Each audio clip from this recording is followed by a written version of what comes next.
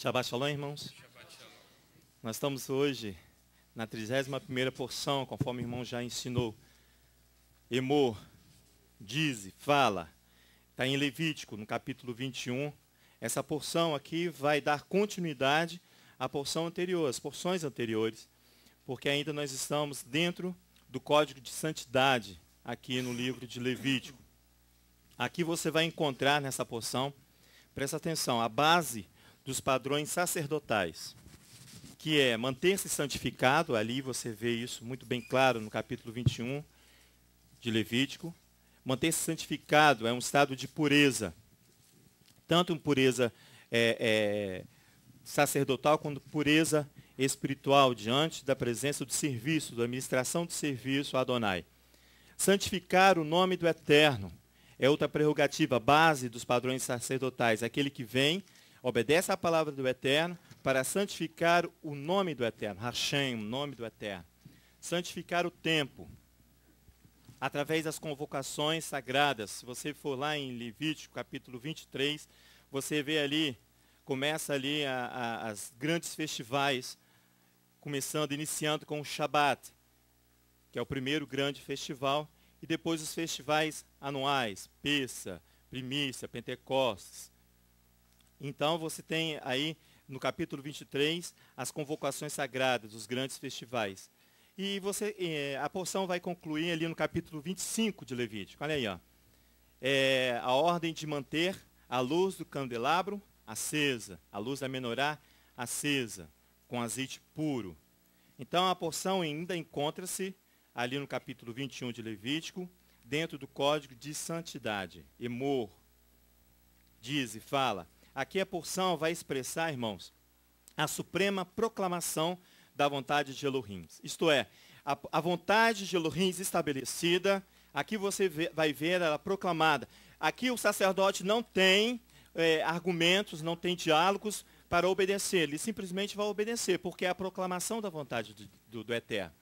Então você vê aqui a suprema proclamação da vontade de Elohim para aquele que vai exercer ou não as funções sacerdotais, principalmente as funções sacerdotais. Você vê aí o título da sua Bíblia, deve ter aí, leis acerca dos sacerdotes. O verbo aqui inicial, ele vai ser proclamado 3 vezes aí no capítulo 1, o verso 1 do capítulo 21. Então, segundo os rabis, isso significa o quê? Que há uma grande importância do que vai ser proclamado. Há aqui uma grande importância do que vai ser dito. Você pode acompanhar aí, no verso 1 do capítulo 21, onde a porção inicia dessa forma, ó. Disse o Eterno a Moisés: falam aos sacerdotes, filhos de Arão, e dize-lhes: o sacerdote não se contaminará com o cadáver de um morto no meio do seu povo. Observa que ele novamente está falando em contaminação por morte. O texto é bem claro, de 1 a 2. Arão diz, Adonai diz a Moshe: diz aos ministrantes, filho de Aharon, dize-lhes: ele não se contaminará por um ser em seus povos, senão por sua carne mais próxima, verso 2, por sua mãe e por seu pai, por seu filho, por sua filha e por seu irmão. O texto do verso 1 até o verso 9 vai ser prerrogativas daqueles que vão ministrar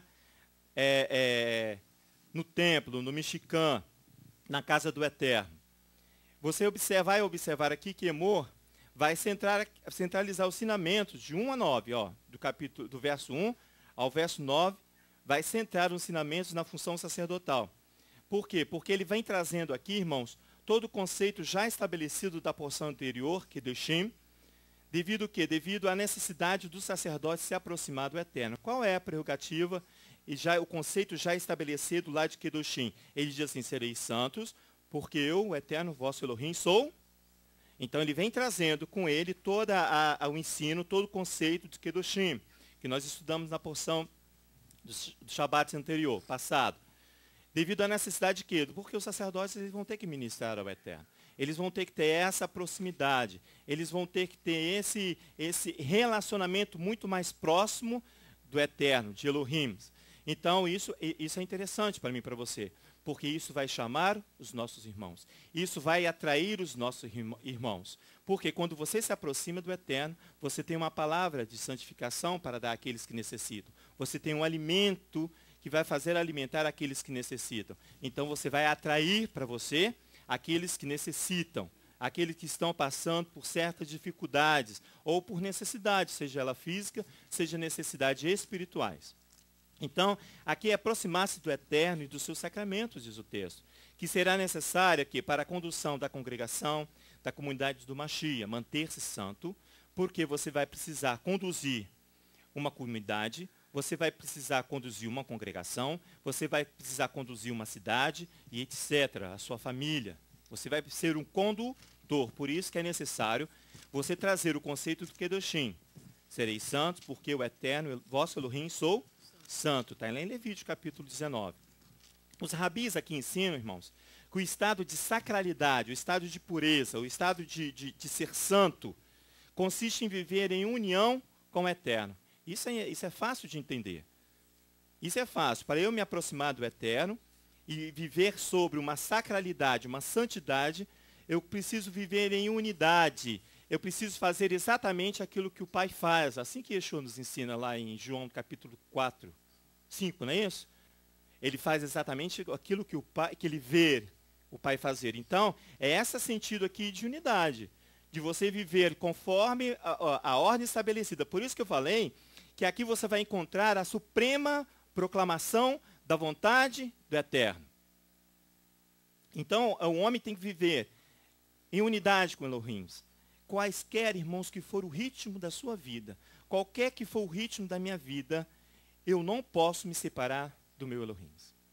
Aonde você estiver, o que você estiver fazendo, você não pode se separar do seu Elohim. Isso é viver em sacralidade. Isso é viver em santidade.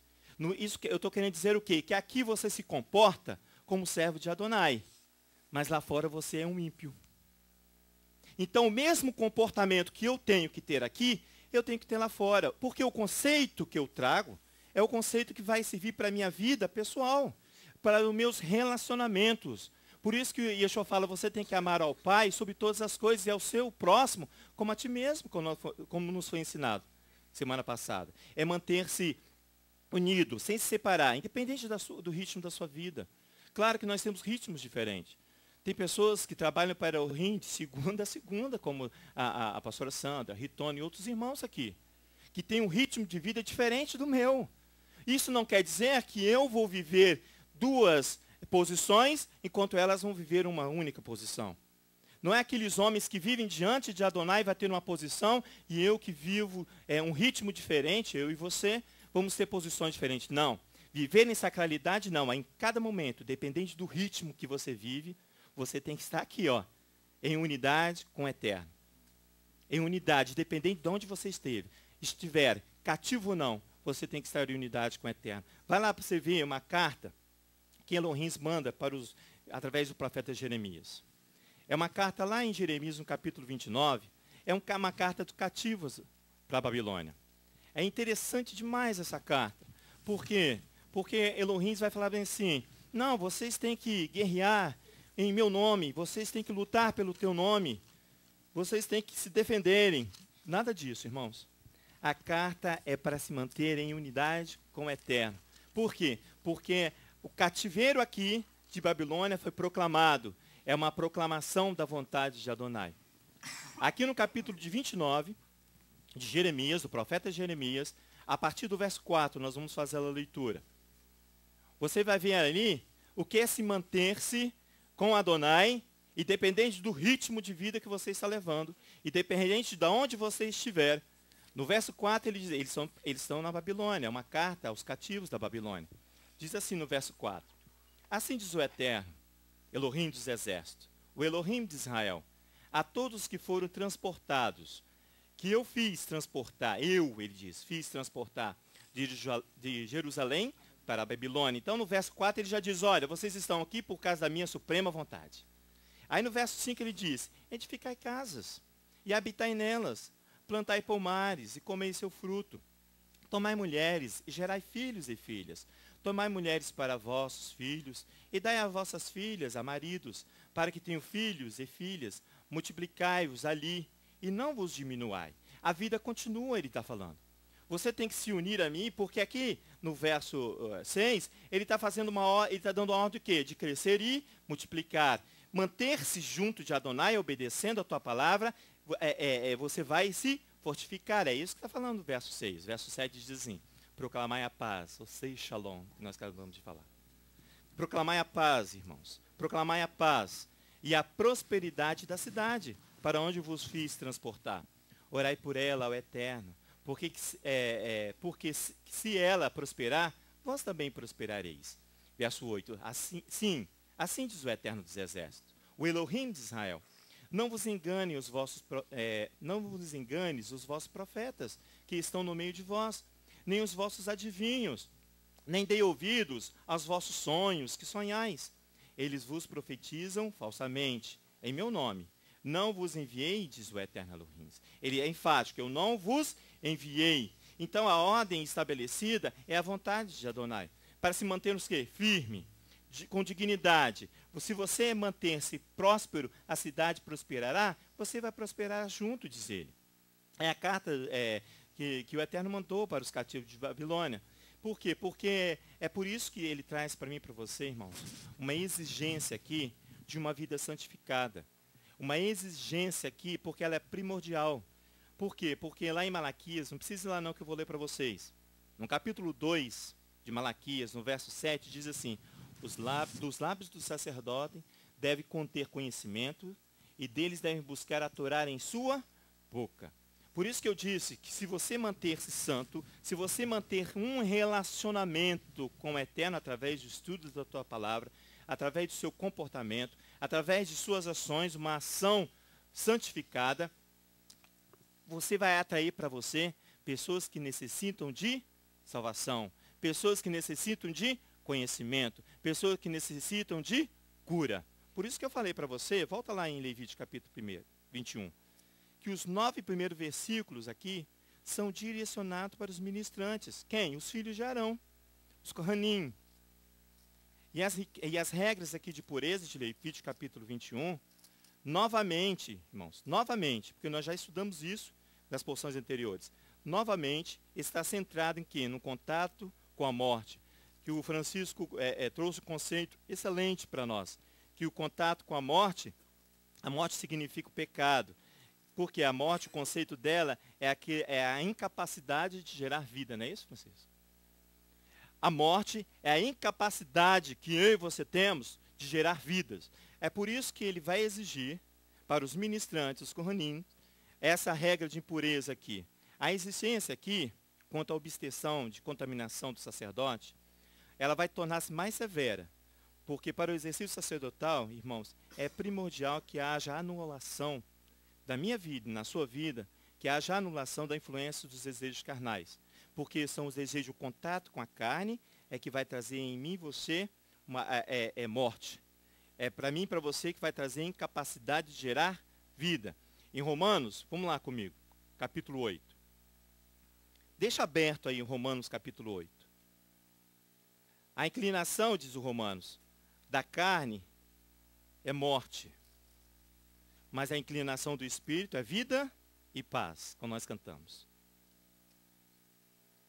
Como que se diz vida e paz em hebraico? Vissamim veshalom? É isso? Raim veshalom? Raim veshalom, vida e paz. Então, é por isso que nós cantamos o início da porção, tu que trazes a paz no céu. Deixa eu lá em Romanos. Capítulo 8. Romanos, capítulo 8. Deixa aí, guardado aí, capítulo 8 de Romanos. Irmãos, trazer vida e paz é uma obrigação sacerdotal. Eu falei para vocês que quando você está em relacionamento com Elohim, você vai atrair para você aqueles que necessitam de paz, aqueles que necessitam de cura, aqueles que estão em necessidades especiais.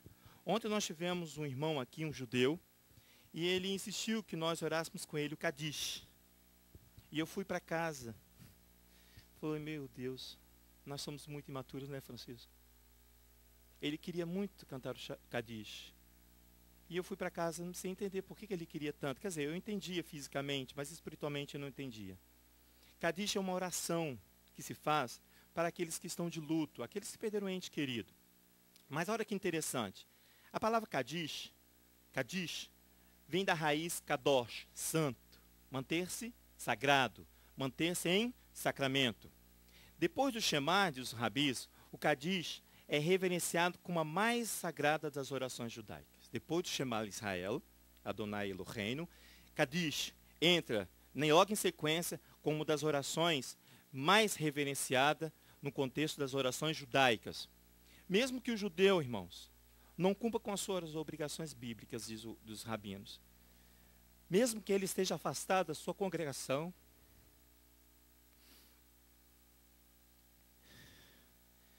mesmo que ele não frequente uma sinagoga, no momento de grande dor, ele se sente muito sozinho, solitário, inseguro. Qual é a posição desse judeu que se sente tão inseguro no mundo? Ele corre para se aproximar de outros judeus. Ele corre para se aproximar daquele que tem uma palavra. Ele corre para aquele que está próximo a Elohim. Ele vai correr para o sacerdote, Francisco. Nós recebemos ontem uns judeus que nos olharam para nós, irmãos. Olha a responsabilidade que nós temos de manter-se nessa sacralidade aqui. Olha a responsabilidade que essa congregação tem, porque essa congregação tem um chamado sacerdotal também. Lá em Efésios capítulo 2, sereis santos, porque eu sou santo. Ele diz assim, olha, eu vim aqui porque eu queria ouvir o Kadish. Ele ouviu todo o Kabbalah Shabbat aqui, ele falou assim, agora eu quero Kadish. A necessidade, ele falou várias vezes, eu preciso do Kadish. Por quê? Porque ele precisava ouvir, porque ele necessitava, porque ele estava em grande aflição. E eles vão recorrer a quem? Aos seus irmãos mais próximos. Ele veio até nós, irmãos. Ele nos identificou como irmãos.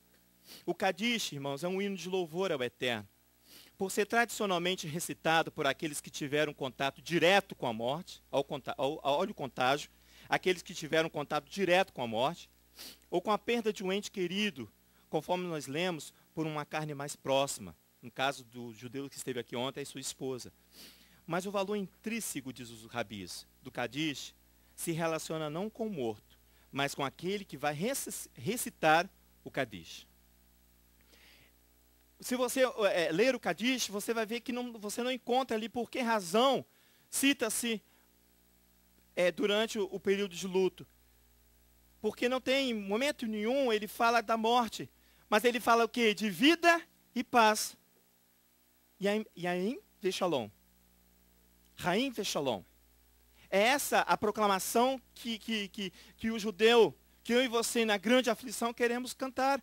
Olha aqui, o Kadish relaciona com a pessoa que o recita. É uma expressão pública.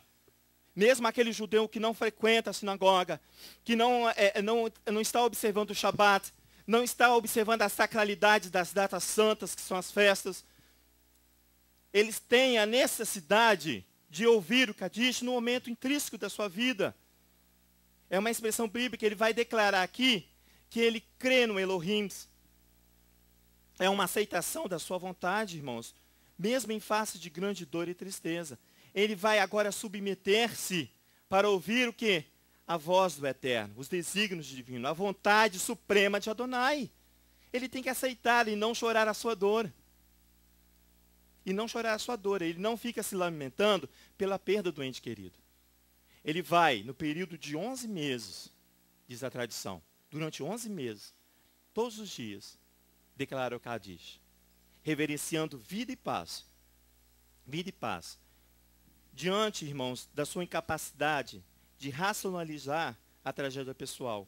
Um homem não tem como racionalizar. Sabe por quê, Francisco? Porque eu estou em grande dor. Grande sofrimento. Para eu não culpar Adonai pelo meu grande sofrimento, eu vou reverenciá-lo. Porque você não vai abrir sua boca e vai proferir palavras falsas. Você vai agredir a Elohim, como ele diz. Você vai agredir. Diante da tristeza, ora-se pela vida e pela paz. Você quer ver? Eu vou ler o Kadish para você. Esse aqui é o Sidur.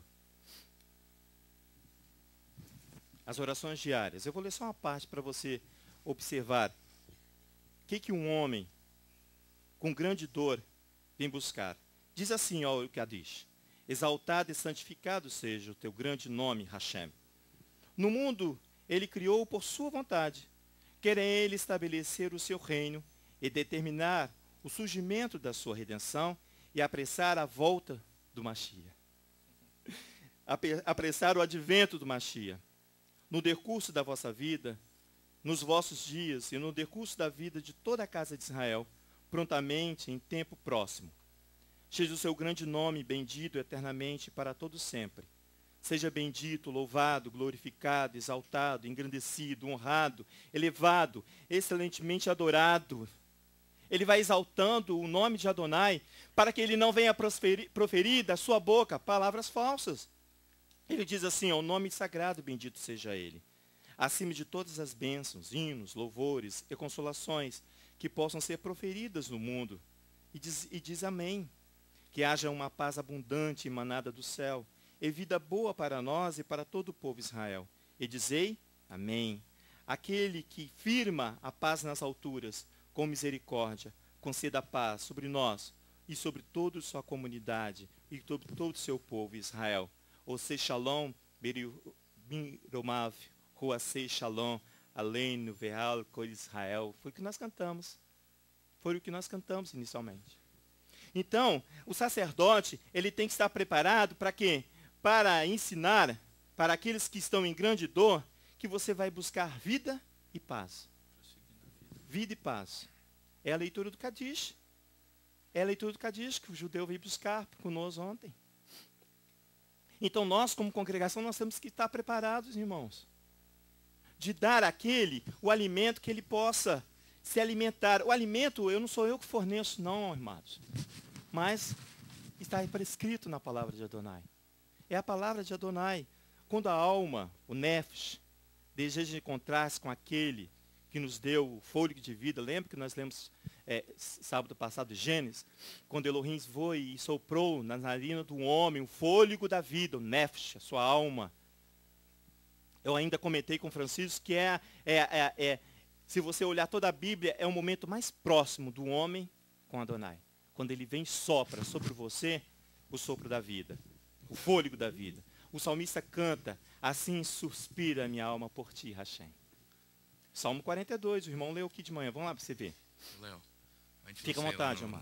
No Salmos 42, o interessante é que... Você deixa marcado aqui em Romanos, tá, gente? Ninguém pode dar nada a outra pessoa se do céu não lhe for dado. Por isso que eu preciso ter um relacionamento com Adonai. E isso Amém. É claro na nossa paraxá. Amém. Você vê lá no versículo 17, começa lá no versículo 17, que diz assim: diz Arão, nenhum dos teus descendentes, nas suas gerações, em que houver algum defeito, se chegará para oferecer o pão do seu Elohim. Amém. No versículo 18 ele fala, nenhum homem, caso tenha algum defeito físico, se chegará. Nenhum homem que seja cego, coxo, desfigurado ou deformado, nenhum homem que tenha o pé quebrado ou a mão quebrada, ou for corcunda ou anão, ou que tenha qualquer defeito nos olhos, ou sarna, ou imagens, ou impingens, ou testículos esmagados. Quer dizer, o sacerdote, aquele descendente do sacerdote, o sacerdote e o seu descendente, não poderá ter defeito, não poderá ser cego, não poderá ser coxo, mas ele terá que ser inteiramente normal. Para servir. Para oferecer o pão. Amém. A Elohim. Então esse pão não pode ser oferecido por qualquer um. Por qualquer um. Não. Há uma exigência de sacralidade ali, não só espiritual, mas física. Isso aí. É isso então, que o Roberto está falando. Muito bem, Roberto. Vem algum judeu a nós para nos procurar, nós não podemos oferecer o pão de Elohim de qualquer maneira. De jeito nenhum. Por isso que há a necessidade de nos preparar. E aí, o que eu estou querendo chegar, Léo, é o seguinte: nós não iremos subir enquanto nós não estivermos com as nossas vidas preparadas para subir. Amém. Então nós não poderemos estar cego, não poderemos estar coxo, não manco. Poderemos manco, não poderemos, porque muitos irão de nos buscar, mas se não tivermos o pão, não tivermos dentro dessa sacralidade, amém, nós não conseguiremos oferecer o pão de Elohim. Amém, Roberto. Amém. Amém.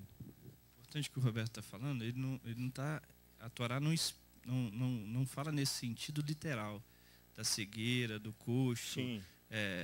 mas sim no contexto espiritual. Os rabinos, amém. eles ensinam isso de uma Muito maneira bem. muito clara, que o impedimento aqui não é porque há um pecado nessa pessoa que está coxa, mas sim pela santidade do Criador e pela sua perfeição. Amém. Então, assim, o sentido da Torá, que ela descreve essa cegueira, esse coxo, é no contexto espiritual. Que nós não podemos estar fugindo desse contexto Não. espiritual, mas sim Não. da santidade, como você tem Não, citado. amém, amém. Porque aquele que vier buscar, ele vem buscar porque a sua alma suspira, diz o profeta, o salmista, capítulo 42. Olha ali, ó. Ele começa assim, ó. Como o servo anseia pelas correntes das águas, assim suspira a minha alma por ti, ó Elohim. A minha alma tem sede de Elohim, do Elohim vivo, diz ele. Quando entrarei e me apresentarei diante a face de Elohim. Ao verso 3, as minhas lágrimas servem-me de alimento dia e de noite. Olha a grande angústia. Ele vai procurar aquele que vai suprir, olha, enquanto me dizem constantemente, onde está o teu Elohim? Aí ele vai lembrar de quando ele frequentava a sinagoga, de quando ele frequentava as festas bíblicas, de quando ele frequenta os Shabbats, porque a alma vai exigir dele essa proximidade. Ele fala assim, lembro-me dessas coisas enquanto dentro de mim derrama a minha alma, de como eu ia com a multidão, guiando a procissão à casa de Elohim, com gritos de alegria, e louvor entre a multidão festiva. Por que estás abatido, a minha alma? Por que te perturbas em mim? Espere em Elohim, pois ainda o louvarei. Ele está falando com a própria alma, meu Salvador e meu Elohim. Verso 6, ó meu Elohim, dentre mim a minha alma está abatida. Portanto, lembrar-me-ei de ti desde a terra do Jordão, e desde as alturas do Hermon, desde o monte de Mizar. Um abismo chama outro abismo, um ruído das tuas cataratas, todas as tuas ondas e vagas, têm passado sobre mim. De dia o Eterno dirige o seu amor, e de noite a sua canção está comigo, uma oração ao Elohim da minha salvação, Kadish. Digo a Elohim, a minha rocha, por que te esqueceste de mim? Por que ando em pranto por causa da opressão do inimigo? Os meus ossos sofrem agonia mortal, quando os meus adversários me afrontam dizendo o dia todo, onde está o teu Elohim? É a acusação do inimigo. Onde está o teu Deus? Por que você sofre tanto? Por isso que o judeu vem e fala bem assim, olha, em vez de sofrer a grande angústia, glorifica o nome do Eterno pela perda. Exalta o nome dele pela tua perda. Ele diz assim, olha, por que estás abatida, ó minha alma, no verso 11? Por que te perturba dentro em mim? Espera em Elohim, pois ainda o louvarei, meu Salvador e Elohim meu. Essa é a proclamação daqueles que buscam em Adonai aquilo que ele necessita para que a tua alma seja saciada, para que tua alma seja santificada, que seja confortada. A sua importância, irmãos, principal da leitura do Kadish, a sua essência é buscar e louvar ao Eterno. Foi adaptado, segundo os rabinos, na liturgia cristã, porque assim como Yeshua, os discípulos e toda a comunidade messiânica do primeiro século, ela é composta, em sua maioria, por judeus devotos a Adonai. Então eles vão carregar para ele o quê? Os sacramentos. Eu vou com Yeshua, mas eu carrego comigo a Torá. Eu não vou deixar os sacramentos, eu não vou deixar o Shema para trás, e muito menos o Kadish. Ele vem e vai trazer contigo, mas olha só, o Kadish aqui vai tomar a forma de uma outra oração, ensinada por Yeshua à sua comunidade, que é o Pai Nosso. A comunidade cristã, o que ela faz? O que ela fez? Ela pegou o ensino do Mashiach, Yeshua, porque Yeshua estava ensinando sobre Kadish. Ele fala assim, ó, Pai Nosso que está na sua santidade, na sua sacralidade. Ele estava recitando, ensinando a recitar, a exaltar o nome de Adonai, que é o Kadish. Os cristãos romanos, eles trazem junto consigo tanto o Shemar como o Kadish. Vai lá em Mateus, capítulo 6. Eu pedi para vocês guardarem Romanos, acabei pulando. Depois a gente volta em Romanos. Não tem importância, não. Para você ver aqui a oração, a primeira frase da oração judaica, porque aqui é uma oração bíblica judaica, ele vai apresentar o Kadish em Mateus, no capítulo 6. Irmãos, nós precisamos prestar atenção. É o que o Espírito diz às igrejas. Ele põe aqui no texto uma oração modelo. O Kadish aqui é consagra. O verbo aqui inicial é itakadash, deriva do radical kadash. Olha só, verso 9. Portanto, vós orareis assim: Pai nosso que estais nos céus, santificado seja o teu nome. Yeshua ensinando a orar. Venha o teu reino, traz o Mashiach de volta. Traz o Mashiach, retorna com ele. É isso que nós lemos lá no Kadish. Ele diz assim, olha, venha o teu reino, seja feita a tua vontade, assim na terra como no céu. O pão nosso de cada dia nos dai hoje, o alimento, irmãos, ao qual você e eu vamos buscar no sacerdote. Perdoa as nossas dívidas, assim como nós perdoamos os nossos devedores. Não vos deixem cair em tentação, em provação. Próximo original diz assim, ó, Pai nosso que dos céus, teu nome se consagra. Se torna-se consagrado. Teu reino vem. Tua vontade se faz, como nos céus, na terra também. Dai-nos hoje a nossa parte do pão, ele fala. Olha a alma chorando. Dai-nos hoje a sacralidade do teu pão, a parte que nos cabe. Perdoa as nossas dívidas, uma vez que nós perdoamos os nossos devedores. Não vos faças entrar em provação, mas livra-nos do crime. Livra-nos da morte, do crime. Na primeira frase aí, ó, diz lá em cima, Pai nosso, teu nome se consagra. A oração apresenta-se o Kadish, consagra-se, que eu falei, que é itakash. É um verbo que tá aqui modificado e é derivado do radical kadash, kadosh, ser santo, ser sagrado, ser consagrado. A oração aqui é de essência messiânica, porque é o Messias que ensina. E invoca também o dia de Adonai, aquele em que Adonai se consagra. Quem é? O universalmente Rei dos céus e da terra, o Rei Mashiach. Por isso que é uma oração messiânica de Yeshua, porque ele vai se deixar contaminar. Porque o Rei Mashiach, ele vai consagrar, ele vai honrar o Pai, ele vai santificar o nome do Pai, que se chama Kiddush Hashem, santificação do nome, do eterno. Ele vai santificar através de uma contaminação permitida na porção de Levítico, capítulo 21. Você quer falar alguma coisa? Levítico, capítulo 21. Ele vai, olha só que interessante, ensinar o Kadish, para mim e para você, para toda a comunidade messiânica. Mas ele não traz da cabeça dele, porque o Mashiach fala assim, olha, eu faço exatamente aquilo que eu vejo o Pai fazer. Ele traz junto com ele, a Torá e os profetas, irmãos. E ele vai ensinando. E ele vai consagrar o nome do Pai, porque ele vai obedecer aquilo que o Pai manda ele fazer. Ele se torna aqui, neste momento, um sacerdote. Ainda não é um sumo sacerdote, mas ele é um sacerdote. Por quê? Porque ele vai se deixar contaminar. Nessa porção aqui, você vai ver que vai abrir uma exceção de contaminar-se pelos seus parentes mais próximos. Mas antes, vamos lá em Romanos capítulo 8, que eu tinha pedido para vocês para ir. Senão eu vou acabar esquecendo. Romanos 8, aqui, Paulo vai ensinar a comunidade de Romanos, aos romanos aqui. Ele diz assim que o contato com a carne gera morte. Nós lemos isso semana passada, verso 6. Ele fala assim, olha, por quê? Porque o sacerdote, como eu li aqui para vocês, ele tem a inclinação para o espírito de vida. Vida e paz. Mas se você tiver inclinação para a carne, você é inimigo de Adonai. Olha o verso 6, diz assim, a inclinação da carne é morte. Morte é aquilo que não gera vida. Mas a inclinação do espírito é vida e paz.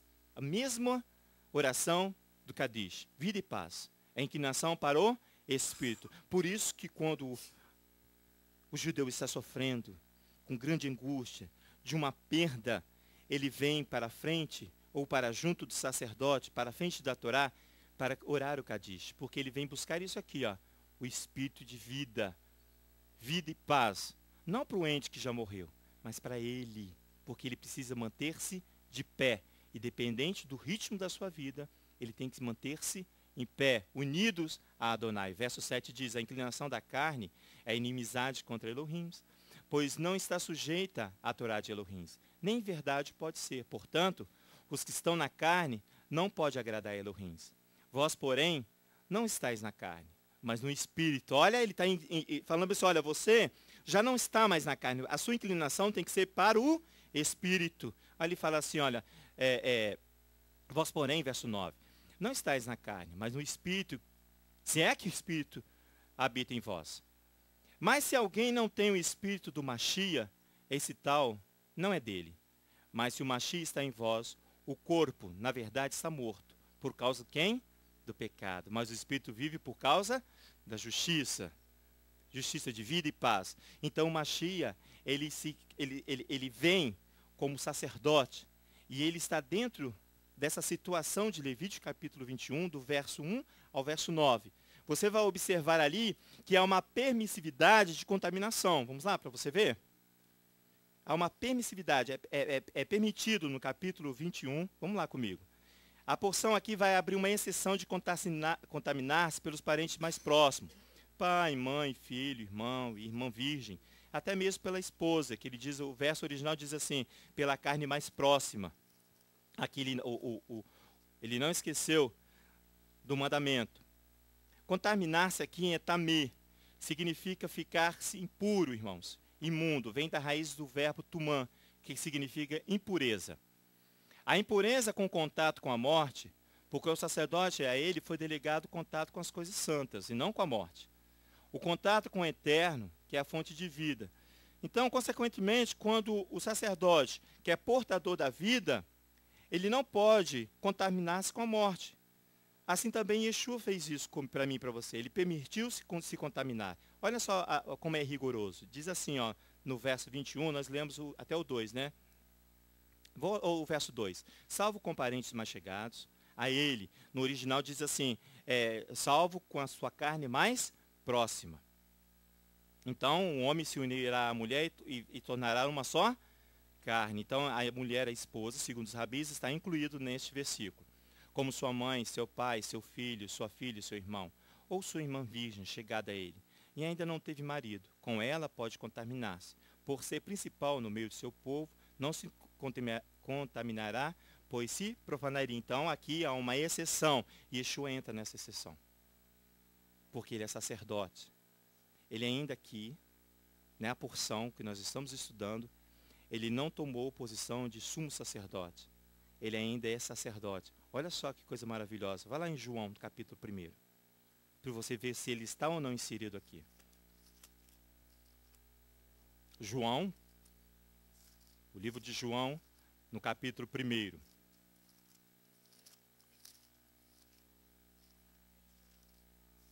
O verbo se fez carne. Ele se fez carne, ele se contaminou. Por mim e por você. Olha só, diz o texto, ó, no princípio era o verbo estava com Elohim, e o verbo era Elohim. Então havia um verbo, um ser santificado, sagrado, porque ele estava com Elohim. Então aqui em Yeshua, o verbo, ele é sagrado, santificado, mas ele vai permitir contaminar-se. Olha lá no verso 14. O verbo se fez e habitou entre nós.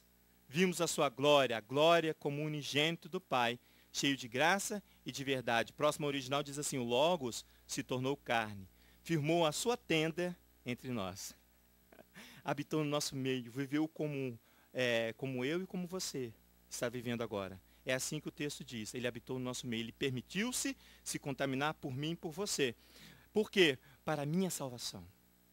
Para a salvação da sua esposa, para a salvação do seu filho, para a salvação da sua filha pura, para a salvação do seu pai e da sua mãe. E Yeshua vai permitir-se contaminar-se. Ele aqui está tomando uma posição de Corém, sacerdote, ministro. Vem do termo Carrã, sacerdote, Corém. É essa a posição do Machia, que faz referência à raiz da palavra permanecer. Permanecer por quê? Porque ele precisava ficar firme. Por isso que o texto original diz, ele firmou a sua tenda no meio de nós. O Machia vem, se contamina por nós e ele se tornou firme. Por que ele se tornou firme? Porque ele não abandonou o Pai. Por causa da proximidade com o Pai. O sacramento do sacramento, o santo dos santos. Ele vai retornar para esse sacramento. Você vai ver comigo daqui a pouco. Olha só, referindo-se aqui ao sacerdote como aquele que permanece perante do eterno Elohim de Israel, como servo, ou como ministrante perante o povo. E também como alguém que permanece perante o povo como representante de Elohim, o ministro, o ministrante, aquele que vai ministrar, aquele que vai me permitir a ter acesso ao Pai. Essas são funções que Yeshua vem, se contamina e ele vai, porque capítulo 21 de Levítico, de 1 a 9, você viu, ele permite o sacerdote ministrante, contaminar-se. E Yeshua entra na legislação de capítulo 21 para a minha e a sua salvação, para a salvação dos seus. Em prol da vida, a contaminação aqui em prol da vida. Eu falei, para salvar o quê? A minha e a sua vida. Amém. Obrigado. Então, Yeshua vem aqui, se você vê a situação do sacerdote, vamos lá em Números para você ver. Não vamos ler algum texto aqui, eu tenho tempo. Números capítulo 16. Olha o verso 9 lá.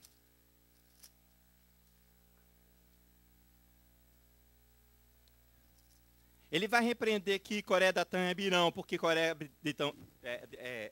Datã e Abirão,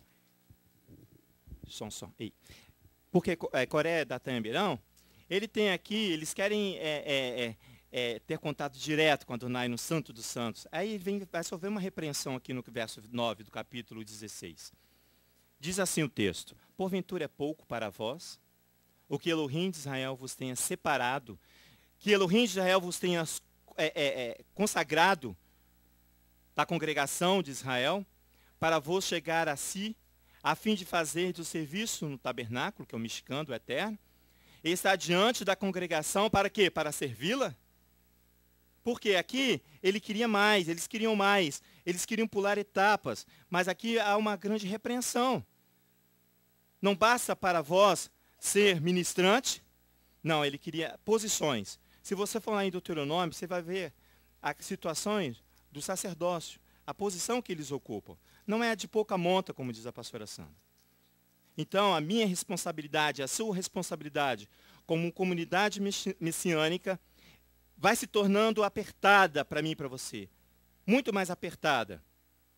No capítulo 10 de Deuteronômio, no verso 8, diz assim: nesse tempo, o Eterno separou, o Eterno consagrou a tribo de Levi para levar a arca da aliança do Eterno, para estar diante do Eterno, para servir, irmãos, e para abençoar em seu nome, até o dia de hoje. Está vendo o estabelecimento do sacerdócio, dos ministros? Vai lá no verso de capítulo 17 do Deuteronômio. Estou lendo só alguns textos para você ver que a posição do sacerdote é uma posição elevada. Porém, ele há uma permissão aqui na legislação de contaminar-se. Diz assim o verso 12 do capítulo 17. O homem que proceder soberbamente, não dando ouvidos nem ao sacerdote que está ali, para quê? Para servir ao eterno teu Elohim, nem ao juiz, ou tal homem será morto. Assim eliminará o mal de Israel. Vai no capítulo 18, verso 5. Diz assim, pois foi a ele e a seus filhos que o eterno teu Elohim escolheu dentre todas as tribos para exercer o ministério, o sacerdócio do nome do Eterno todos os dias, diz o texto. A exigência, irmãos, de manter-se puro é claro aqui na porção.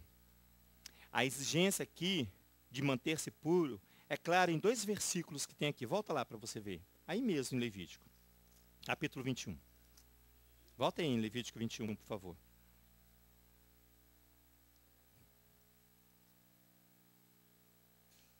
Diz assim, olha, no verso 6, do capítulo 21.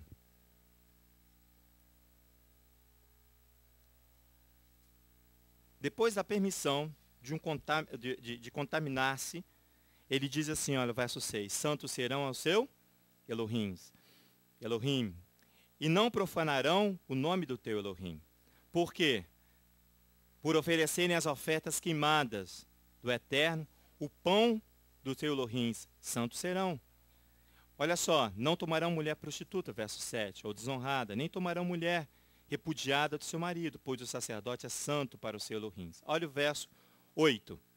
Santificá-los, porque oferecem o quê? O pão, o alimento, irmãos, a palavra de Deus.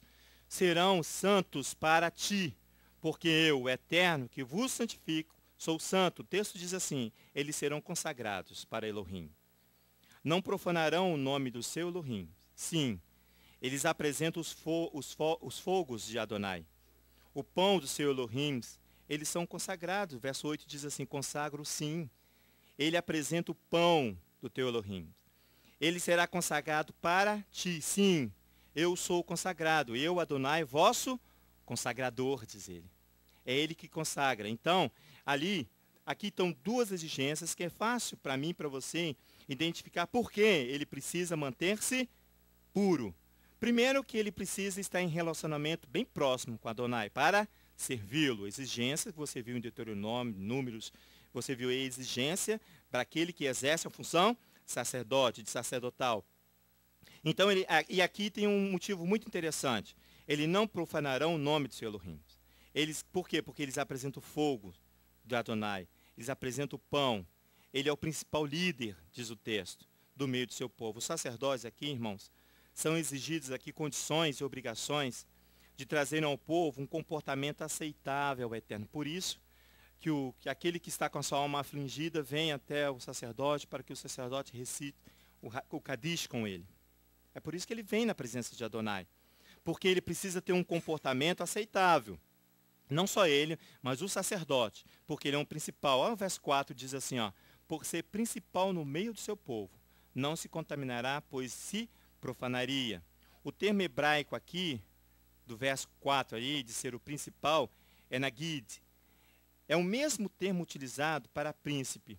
Aquele que é príncipe, aquele que vai ter um relacionamento, aquele que vai estar próximo de Adonai. É uma autoridade que é referência para o povo, o sacerdote. Então o sacerdote ele é referência, assim como o Mashiach é para mim hoje, uma referência de como servir ao Pai. Assim o sacerdote tem que ter essa mesma postura, porque ele vai ser referência não só para o povo, não só para a nação, mas para a sua família. É um sacerdote ungido. Vai lá em Isaías para você ver. Ungidos, sagrados para Adonai. Antes de você ir em Isaías, aqui mesmo em Levítico 21, por que aqui está se tratando, aqui começa a Paraxá tratando a respeito de tocar no morto, né? Isso. Para não se contaminar. Mas depois, no versículo 7, por exemplo, o Eterno dá outra vedação aí, para o sacerdote não tomar mulher prostituta ou desonrada, nem tomarão mulher repudiada de seu marido, pois o sacerdote é santo para com o seu Elohim. Uhum. Aí ele vem traçando e outros ensina aquilo que você leu para nós. Outros fragmentos da Torá trazem outras formas de você se tornar impuro, do sacerdote se tornar impuro. Uhum. E por que isso? Lá no capítulo 22, no versículo 9, diz assim, o Eterno fala assim, guardarão os meus mandamentos, para que não incorram em pecado e morram nele. Ou seja, toda imundícia, toda contaminação é uma causa originada do pecado. Então, se o sacerdote comete essa impureza, toque em algum morto, ou se junta com uma mulher repudiada, uma prostituta, ele está ali cometendo um pecado. Então, a intenção de Elohim é preservar o sacerdote que oferece o pão diante do altar do Eterno, para que ele não venha incorrer neste pecado. E o que acontece? Morra nele, morra no próprio pecado. Isso. Entendeu? Então, a intenção de Elohim é quando ele morre no seu próprio pecado, ele deixa de gerar uma descendência. Isso. O problema todo aqui, santa. o problema todo é a geração de uma descendência santificada. Isso. E lá em 1 Reis, deixa eu ver aqui. 1 Reis. Peraí, deixa eu ver aqui. Eu tô achando aqui, peraí. 1 Reis ali, o rei Ezequias, acho que é primeiro ou segundo, não sei aqui.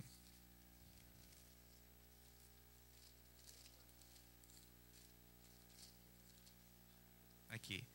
Segundo Reis 17. Segundo Reis 17. Ali o povo estava tão acostumado a se tornar impuro com outras formas de impureza, como a idolatria. Ficou comum a impureza. Ficou comum. É igual aos nossos dias de hoje. Isso aí, Léo. É igual aos nossos dias. Tornou-se comum ser impuro. Isso. Aí que o rei Tornou-se até moda ser impuro. Isso. Aí, isso chegou ao rei da Síria. Olha, o povo que está em Samaria está adorando todos os tipos de deuses. Isso chegou ao conhecimento do rei da Síria. E o que o rei da Síria falou? Vá lá e busca um sacerdote. Isso. Para quê? Para que ensine a adorar o Deus único. O Deus único. Está aqui. Segundo Reis 17, começa no versículo 26. Ali trouxe, então, o rei da Síria mandou de lá trazer um dos sacerdotes, versículo 27, que lá trouxe cativo. Que ele vá lá, habite e lhes ensine o que exige o Elohim da terra. Ou seja, que ensine a cumprir a Torá. Exatamente. Aquilo que Malaquias fala. Do sacerdote buscará todo conhecimento. Amém. Da sua boca sairá instrução. Sairá instrução. Né? Aí veio um sacerdote que havia sido transportado e ensinou o povo como a temer ao Eterno. Só que a impureza era tão grande, tão forte, que o sacerdote não conseguiu. Isso. Não conseguiu. Não consegue. Entendeu? E aí o povo cocheou entre dois pensamentos. Ou seja, o sacerdote temia Elohim, mas também temia os outros deuses. Então você não pode servir a dois senhores. Por isso que a Paraxá fala que nós não podemos ensinar nada, nós não podemos dar nada a ninguém, se do céu não nos for dado. Mas o que a Paraxá fala é que nós não poderemos oferecer esse pão de qualquer maneira. De qualquer maneira. Isso. Amém. Ali em Isaías, no capítulo 55, no verso 3 diz assim: inclinai os vossos ouvidos, vinde a mim, ouvi a vossa alma e viverá. 55:3. Convosco farei uma aliança perpétua, diz o Eterno, dando-vos as firmes beneficências prometidas a Davi. Vede, eu dei por testemunho aos povos, como príncipe, está vendo? A posição de príncipe, a posição de governador dos povos. Então é uma aliança perpétua. Então o sacerdote ele tem a mesma competência daquele que é príncipe, daquele que se diz servo do Eterno. Yeshua, irmãos, recebe aqui uma autoridade de julgar, porque ele é filho do homem. É ele que oferece o pão de Elohim. É ele que oferece o pão de Elohim, que nós lemos no capítulo 6 e no capítulo 8, do verso 6 e verso 8, capítulo 21. O pão aqui é o pão da preposição. É o pão que o sacerdote oferece, é o lehem, que era posto continuamente diante do tabernáculo e depois deu continuidade no templo. Ele vai simbolizar o quê? Ele vai simbolizar a presença contínua do Eterno através da sua palavra, que é o pão, que é o alimento, que vai me sustentar e te sustentar. É isso que o sacerdote tem que manter. É isso que o Roberto está falando. Esse pão não pode ser qualquer pão, mas o pão que provém diretamente do trono do Eterno. É através do maná, é aquele pão que desce do céu. Por isso que eu falei que Yeshua se oferece, porque ele é o próprio pão. É ele que oferece. Vai lá em Êxodo para você ver. Então o pão ali, quando ele fala assim, olha, eles não podem se tornar-se impuro, porque deles vem o pão, eles vão oferecer o pão. Em Êxodo capítulo 16, nós conhecemos muito bem essa passagem, no capítulo 16, verso 4, do livro de Êxodo. Ali o povo necessitava, estava com fome, estava no deserto, estava em grande angústia. Eles precisavam que de alimento. Ele fala bem assim no verso 3, olha a angústia deles. Disseram os filhos de Israel, quem nos dera tivesses morrido pela mão do Eterno na terra do Egito mesmo. Quando estávamos sentados junto às panelas de carne, quando estávamos fartos, olha a carne aí, a carne aqui representa o pecado. Quando comíamos pão a fartar, tu nos trouxeste a esse deserto para matar de fome e toda essa multidão. Aí o verso 4 diz assim, então disse o Eterno a Moisés, eu vos farei chover o pão do céu. É uma chia. Olha só, o povo sairá e colherá diariamente a porção de cada dia, para que eu prove se você e eu anda na minha Torá ou não. Por isso que ele vai dar para você e para mim o pão de cada dia, o sacerdote. Ele tem a palavra do Eterno. Para você provar do seu pão, para você provar da palavra de Adonai, para vocês, eu e você, olharmos a palavra e ver se eu ando ou não de acordo com a Torá. Se meu comportamento está de acordo ou não com a Torá. É o pão, Yeshua. Irmãos, após a sua ressurreição, deixa eu adiantar por causa do horário, deixa de ser Corém, sacerdote. Ele vai deixar, ele vai morrer e vai ressuscitar. Ele ali vai deixar de ser sacerdote, simplesmente ser um ministrante. Ele vai elevar-se à estatura de Corém Gadol. Se você for lá em Hebreus, não precisa ir lá não. Você vai ver ali o Paulo ensinando e classificando Yeshua como sumo sacerdote. Agora, você vai conhecer Yeshua como sumo sacerdote. E Corém Gadol. Por quê? Porque ele vai ter acesso, irmãos, ao santuário, ao santo dos santos. O sumo sacerdote aqui, depois nós vamos em Hebreu para você ver isso. O sumo sacerdote aqui é obrigado aqui a regras muito mais restritas que o ministrante. O sacerdote aqui, o sumo sacerdote, ele vai ser muito mais restrito do que o ministrante, simplesmente de ministrante, aqueles que faziam todo o serviço na casa de Adonai. O sumo sacerdote, não. Ele vai entrar no Santo dos Santos, uma vez por ano, no Santíssimo Lugar, lugar de todos os santos. Diz assim, ó, em Levítico, volta lá para você ver. Vai lá, volta não, vai lá.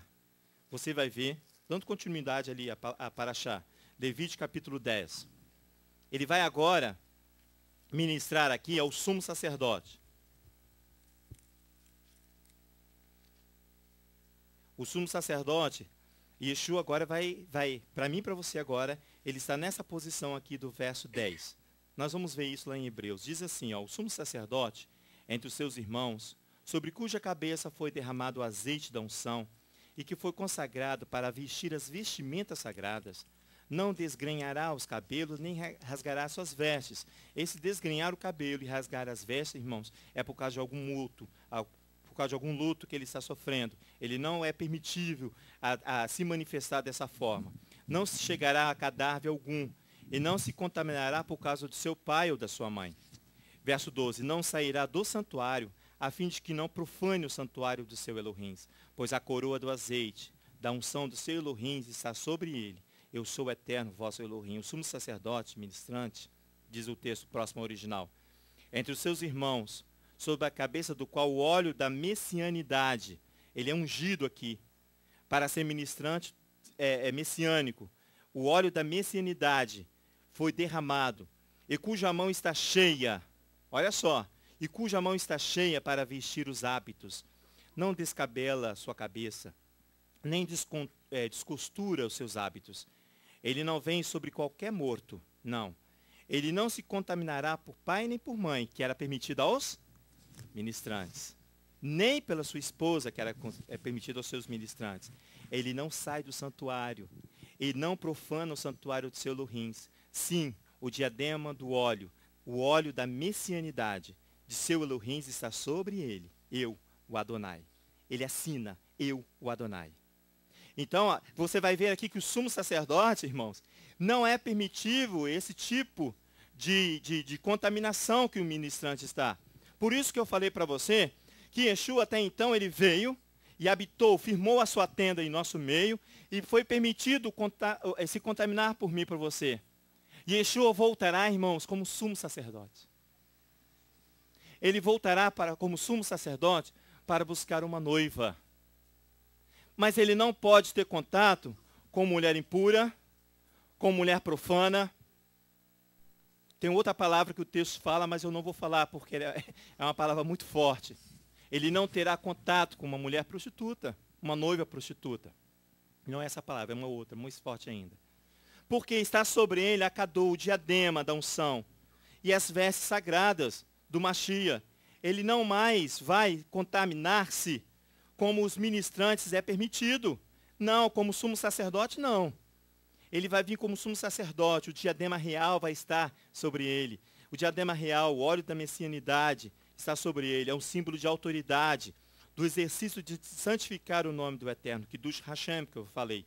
Se você for lá, não precisa ir lá em Ezequiel, no capítulo 21, do verso 25 em diante, você vai ver ali a posição do sumo sacerdote. E assim também são as vestes sagradas, que traz aqui a lembrança dos atos de justiça e para a glória e ornamento de Adonai. Mas aqui, nesse texto de Levítico, há uma exigência pessoal devido à nobreza da sua origem sacerdotal. Por isso que o sacerdote não pode se contaminar, não pode casar-se com mulher impunda, profana, porque há uma descendência santificada que ele precisa manter.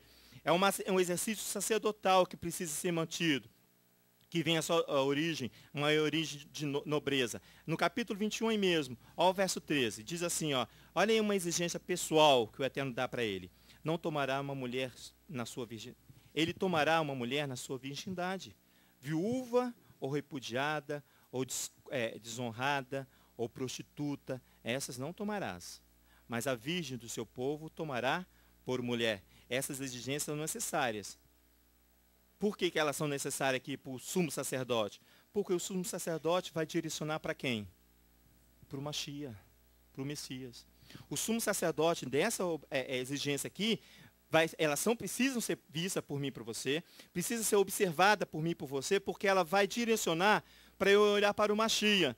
Ele vai vir buscar a sua noiva, é uma noiva virgem, pura. Não é uma noiva, não é uma viúva, ela não é uma repudiada, ela não é uma desonrada ou uma prostituta.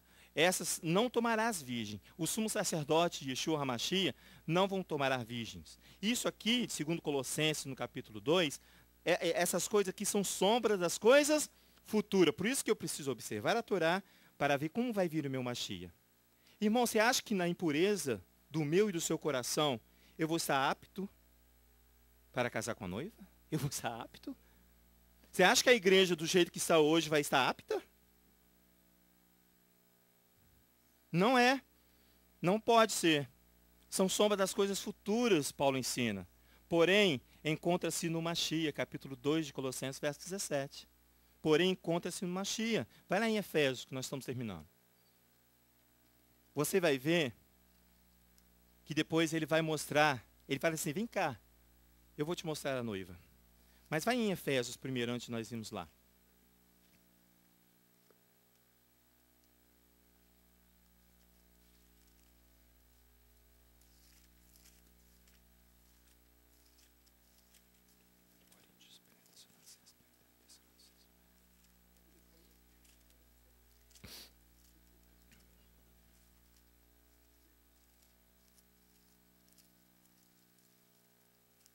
Efésios saiu da minha Bíblia, voltou. Aqui em Efésios, no capítulo 5, isso, obrigado, amado. Ao verso 22, não vamos ver tudo não, só para você ver aí, ó. Está falando de um padrão de noiva, diz assim, ó, no verso 22, capítulo 5 de Efésios. Vós, mulheres, submetei-vos aos vossos maridos como um eterno, como o Senhor, perdão. Pois o marido é o cabeça da mulher, como também o Mashiach é o cabeça da igreja, tá vendo? Sendo ele próprio o salvador do corpo. De sorte que assim como a igreja, tá vendo, está sujeita ao Mashiach, assim também as mulheres sejam em tudo aos seus maridos. Ele está falando para o corpo, para que o corpo possa se preparar, para que possa entender como é que vai vir essa noiva. Olha o verso 25, vós maridos, amai as vossas mulheres, como também o Mashiach amou a igreja, e a si mesmo se entregou por ela, o sacrifício do Mashiach, a contaminar-se pela sua esposa, está inserido no contexto. Mas agora não. A esposa tem que olhar essas coisas e observar, para que eu, não só a mulher, mas o homem tem que compreender como é que é o comportamento dessa noiva. Não vou me aprofundar, mas você vai lá em Apocalipse para nós terminarmos. O texto fala bem assim, vem cá, no capítulo 21, perdão. Ele vai te mostrar como é que a noiva tem que se comportar. A noiva aqui, ela não submete aos novos arranjos familiares, meus irmãos. A noiva, ela não se submete aos novos arranjos familiares. Ela não é a noiva que vai se contaminar com um ou com o outro. Ela vai ser uma noiva que está prescrita na Torá. E ela vem aqui na Brit Hadashah, em Efésios, e Paulo vai ensinando ali para que as mulheres pudessem compreender. Ele fala bem assim, no verso 9, vai dizer assim, ó, então veio um dos 7 anjos que tinham as 7 taças cheias das últimas 7 pragas. Verso 9, capítulo 21. Vem, parte B. Mostrar-te-ei a noiva, a esposa do cordeiro, diz o texto. Venha, eu te mostrarei. E levou-me em espírito a um grande alto monte, e mostrou-me a grande cidade, a santa Jerusalém, que descia do céu da parte de Elohim. Ela brilhava com a glória de Elohim. E o seu brilho era semelhante a uma pedra preciosíssima, como a jaspe cristalino. Olha essa visão. Tinha grande e alto muro com 12 portas, e nas portas 12 anjos e os nomes escritos sobre elas, que são os nomes das 12 tribos dos filhos de Israel. Você está começando a ter a referência de como virar a noiva? De onde virar a noiva? Do lado do Oriente. Tinha 3 portas. Do lado do norte, 3 portas. Do lado do sul, 3 portas. Do lado do poente, 3 portas. O muro da cidade tinha 12 fundamentos, amados. E neles estava o nome dos 12 apóstolos do Cordeiro, também representando as 12 tribos de Israel. Vai no verso 22. Diz ele bem assim, olha, nela não vi templo, porque seu templo é o eterno Elohim. Não havia profanação nessa noiva. Não havia profanação. Nela não vi templo, porque o seu templo é o Senhor e Elohim, Todo-Poderoso e o Cordeiro. A cidade não necessita nem de sol nem de lua para que nela resplandeçam, pois a glória de Elohim a ilumina, e o Cordeiro e a sua lâmpada. As nações andarão à sua luz, e os reis da terra terão para ela a sua glória e honra. As suas portas não se fecharão de dia, e de noite ali não haverá. E a ela trarão a glória e a honra das nações, e não entrará nela coisa alguma, impura, irmãos, nem que pratique abominação ou mentira, mas somente os que estão inscritos no livro da vida e do Cordeiro. Aqueles que vão cantar o cântico o cântico de Moisés e o cântico do Cordeiro. É a mesma referência. A noiva ela vai vir ataviada, santa, pura, com os costumes bíblicos judaicos, e não com arranjo familiar que os Estados Unidos possam estabelecer, ou que no Brasil já está estabelecendo.